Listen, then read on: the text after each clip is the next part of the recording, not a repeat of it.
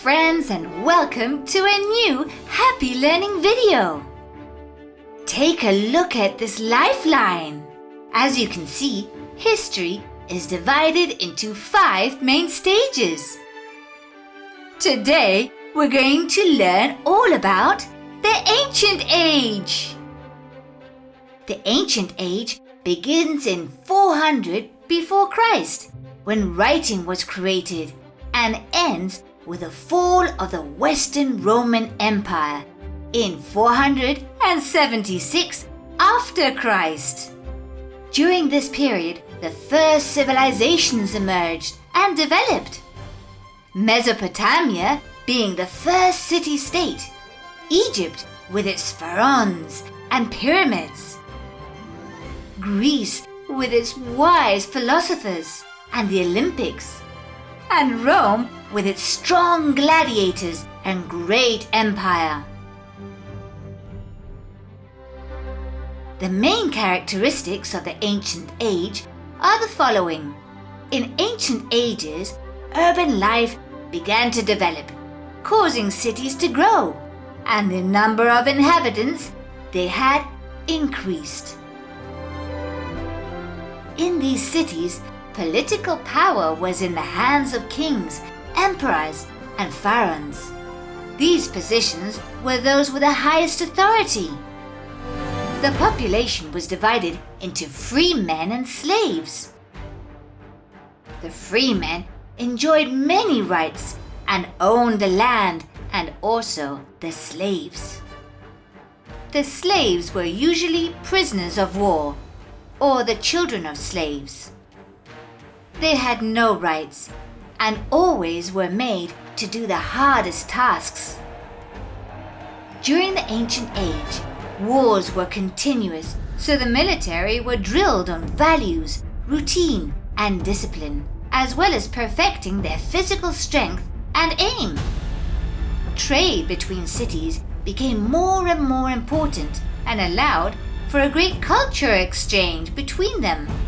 This was also when the first architectural wonders, such as the Egyptian pyramids, the theaters, and the Colosseums in Rome, where the fearsome gladiators fought, and the Greek religious and cultural centers, the Acropolis, and the Parthenon were built.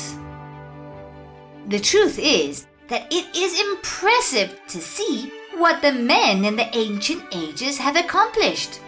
At Happy Learning, we believe it is very important to know the past, to understand the present, and to improve the future.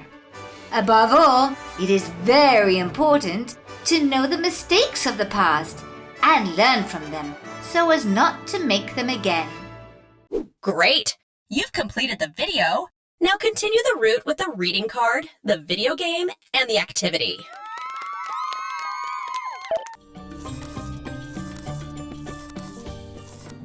Egypt is a country that still exists today, situated in northeastern Africa. But what we call ancient Egypt is a civilization that started more than 5,000 years ago and lasted for approximately 3,000 years. Its origins commences with Pharaoh Name, also known as a Scorpion King, who in 3200 BC funded this country at the Nile's bank. The River Nile is the largest river in Africa and was the most important existing thing for Egyptians since they depended on its water to survive. Their whole civilization and cities rose from the river's bank. The Nile was so important because Egypt is a country surrounded by desert and the cultivations could only take place at its shores. But it wasn't only used for agriculture. The river was also used to fish and hunt.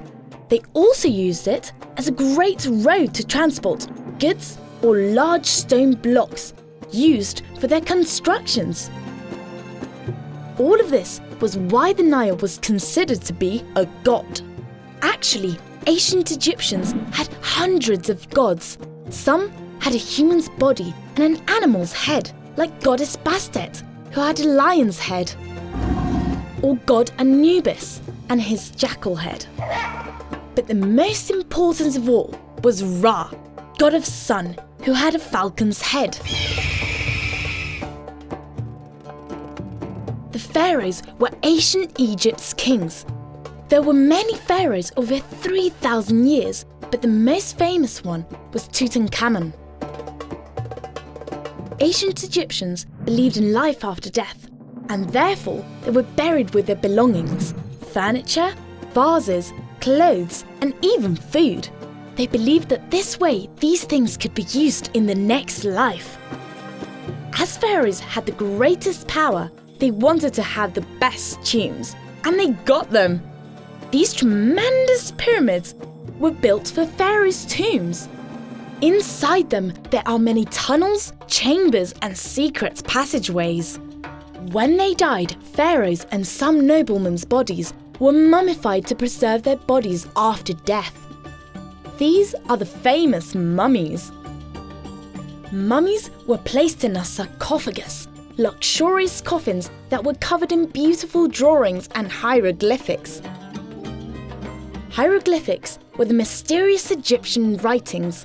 Their meaning was a mystery for thousands of years, but thanks to archaeologists, we can translate them and partly understand what they want to say. The truth is, everything in ancient Egypt's circle fascinates me. You already know that discovering the past makes us understand the present and improve the future. Search us and subscribe to Happy Learning's YouTube channel.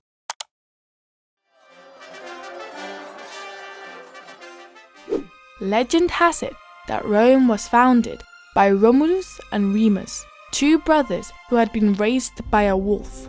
But that's just a legend. Rome was founded almost 2,800 years ago with the union of several villages in Italy. At first, it was a monarchy. Those who commanded were the kings, but later it became a republic. Do you know what that is? A republic is a form of government where there are no kings, but politicians make the decisions they think are convenient. The Republic of Rome lasted several centuries until about 2,000 years ago, when what we know as the Roman Empire began. In an empire, all power is in the hands of an emperor, who is like the king of kings. The Romans conquered all the nations of the Mediterranean: Greece, Egypt, Syria, France, Germany, and also the Iberian and Celtic people of Hispania. They even arrived in Britannia, now known as England. But how did the Romans live? Roman society was divided into several groups. The patricians were the nobles. They had a lot of power. They were politicians and military men, rich and powerful. Below them were the plebeians, the people. They were farmers, artisans, and workers in general. And finally, in the lowest part were the slaves, who used to be the prisoners of war. War was a very important activity for the Romans. Their armies were huge and formed by fearsome soldiers called legionaries. Thanks to them, they conquered all corners of the Mediterranean. The Romans were also great engineers and architects, and created very orderly cities with many amenities. They had aqueducts to carry water from one place to another, bridges to cross rivers, circuses, theatres, spas, and schools. Roman children went to school, like us.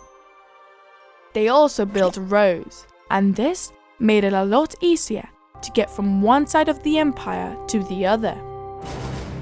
The Roman Empire ended in the 5th century when the Germans invaded Rome. It was at that very moment, with the fall of the empire, when the Middle Ages began. But that's another story. As we always tell you, it is very important to know the past, to understand the present and improve the future, don't you think?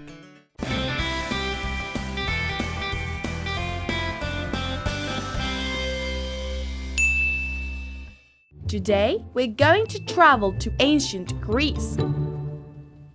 Ancient Greece begins in the year 1200 BC and ends in the year 146 BC. It was founded in southeastern Europe near the Mediterranean Sea and the Aegean Sea. In this area, which included a large peninsula and many small islands, the Greek civilization was born and developed. This civilization was made up of a lot of cities called polis. The most powerful were Sparta and Athens.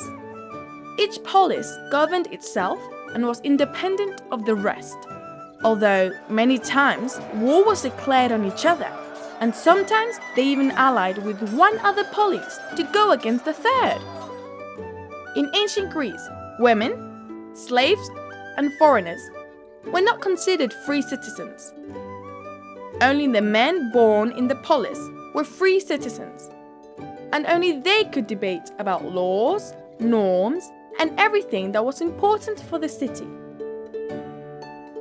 They did it in the agora, a plaza in the polis.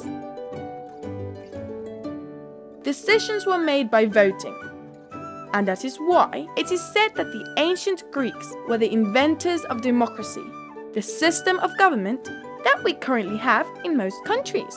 The Greeks thought a lot and wondered many things about their surroundings. In fact, the Greeks are famous for developing philosophy, the art of thinking. The most important philosophers in history, Socrates, Plato, and Aristotle, were Greeks.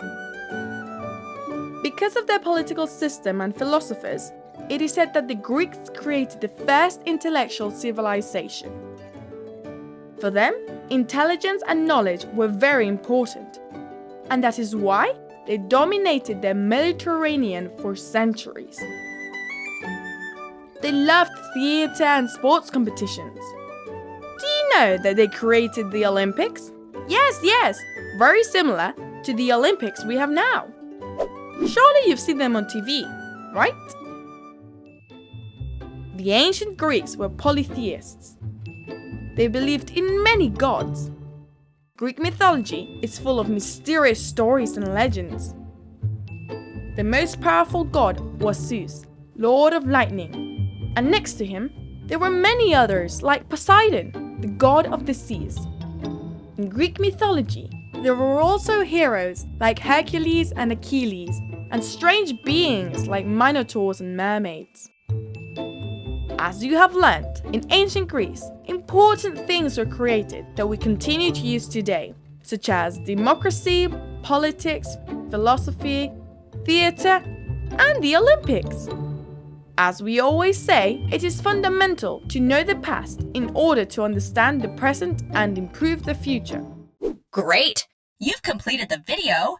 Now continue the route with the reading card, the video game, and the activity. Today, we're going to learn about Mesopotamia. The word Mesopotamia means between two rivers in Greek. So this civilization was named because it's situated between two rivers, Tigris and Euphrates. Within these fertile lands, the first ever city-states were born 4,000 years before Christ. The most important cities were Ur, Uruk, and Lagash. These city-states were independent from each other. They were surrounded by a great wall to protect themselves. The ziggurat, a temple where priests lived, was built in the center of the city.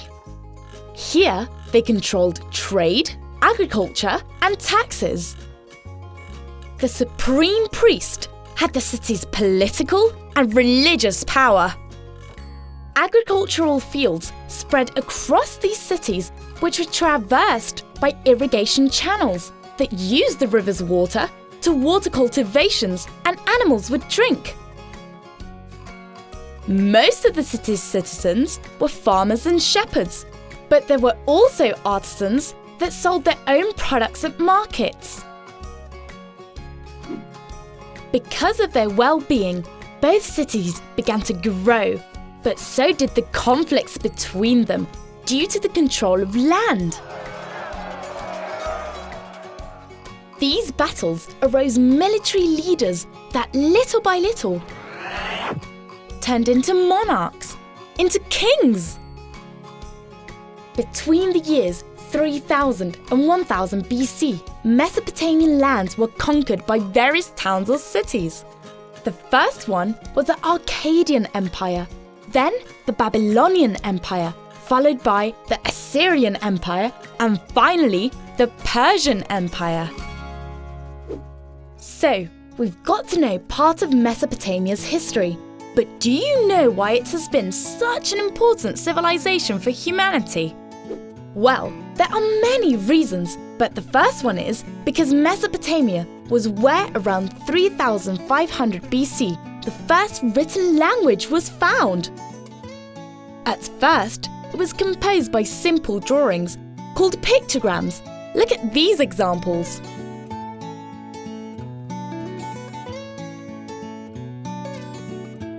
Over time, these drawings were simplified and started to transform into symbols, which is what we know today as cuneiform writing.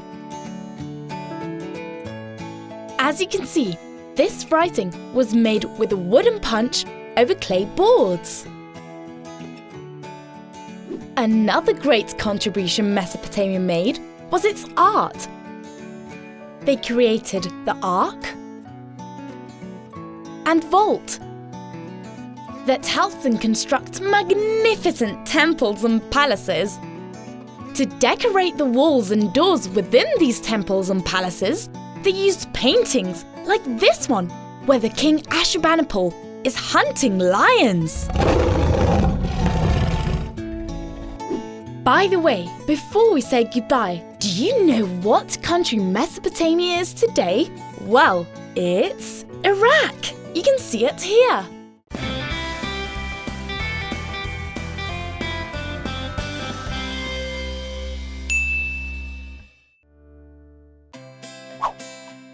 Did you know that the toothbrush, toothpaste, and many other things we still use today were invented by the ancient Egyptians? The Egyptians gave great importance to personal hygiene and aesthetics. This is why they invented and used domestic utensils that we still use today, such as combs, scissors, wigs, makeup, deodorants, and as we said before, toothbrush and toothpaste. They were so boastful that instead of putting perfume on their skin, ancient Egyptian women wore it on their heads in the form of a perfumed comb, a bit like a hat. But they not only invented things related to aesthetics and hygiene. The key and the lock, something fundamental for the security of our homes and properties, were also the invention of the wonderful Egyptians.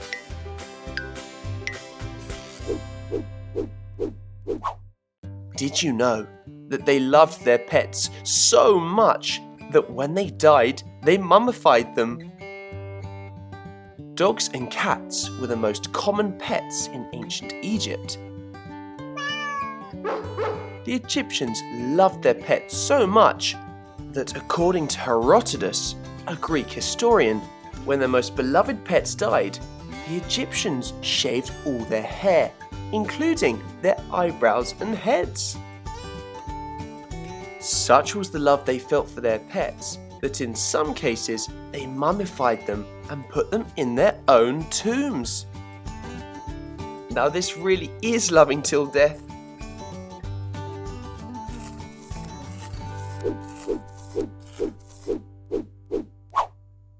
Did you know that the Egyptians loved board games?